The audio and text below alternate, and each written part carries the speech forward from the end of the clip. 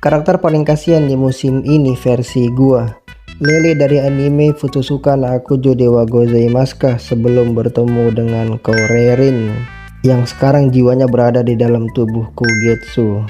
Sebenarnya gua mau taruh Kagari Mimi tapi yang nggak jadi karena nuansanya agak kurang realistis aja sih. Ya gua tahu ada Koharu juga tapi ya balik lagi ini versi gua.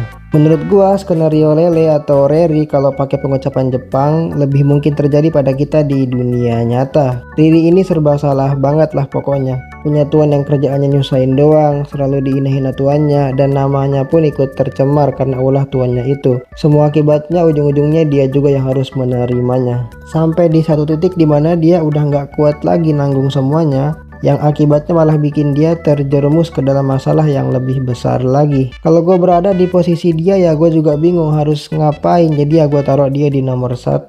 Kalau versi kalian siapa, tulis aja di kolom komentar.